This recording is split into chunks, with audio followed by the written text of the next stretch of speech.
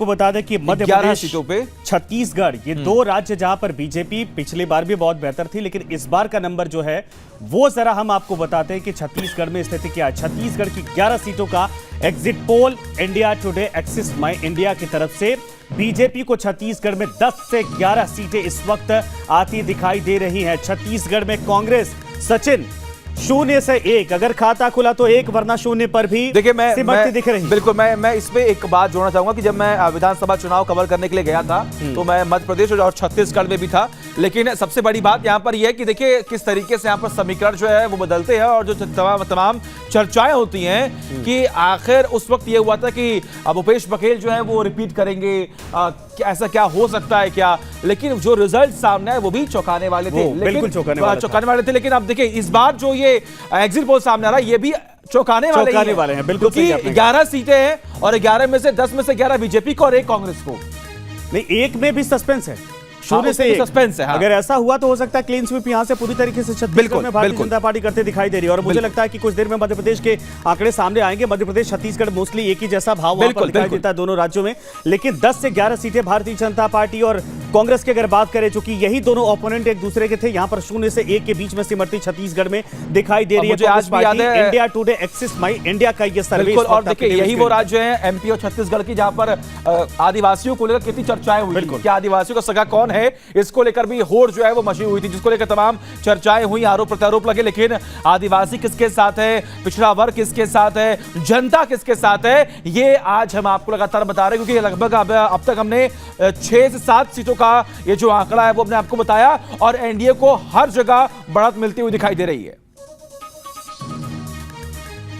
तो India TV CNX सर्वे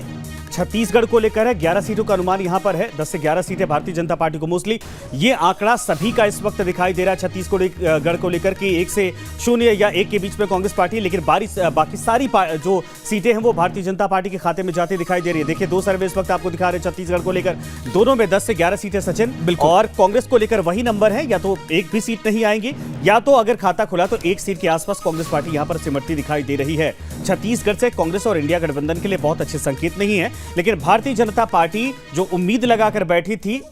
हूबहू उस तरीके से यहां पर नंबर बीजेपी के खाते में जाते दिखाई दे रहे हैं। प्रियंका जी, ठीक है, मैं इस पर प्रियंका जी से सवाल लूंगा, लेकिन अब कीर्ति जी जरा ये बताइए सर, अब तो 2-3 राज्य इस तरीके से पूरी तरीके से वहां इंडिया गठबंधन 0 या फिर 1-2-2-4 सीटों पर सिमटता दिख रहा, फिर ये 295 का आंकड़ा किस आधार पर आप लोगों का था?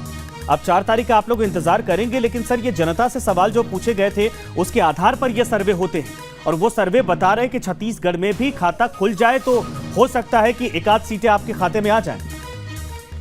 देखिए, जिस तरीके से विधानसभा के चुनाव में राजस्थान, छत्तीसगढ़, मध्य प्रदेश के जब तो जिस तरीके से तमाम सर्वे आए थे उसमें दिखाया जा रहे थे हरियाणा में कांग्रेस सरकार रिपीट कर रही है, राजस्थान में कई सर्वे ने दिखाया था रिपीट किया था। तो जनता का मिजाज है, आपके अनुमान को भी पलटती है, और उस समय तीनों राज्यों में छत्तीसगढ़ हो चाहे राजस्थान हो चाहे मध्य प्रदेश हो, सब जगह बीजेपी आ गई, जहां रिपीट करने की बात भी कर रहे थे, कई सर्वे में दिखाए गए थे रिपीट जी। तो ये अनुमान उसी तरीके से है, अनुमान इस सब पलटेंगे, मतलब आपने सब कुछ जो है सब कुछ 4 तारीख पर छोड़ रखा है, ठीक है।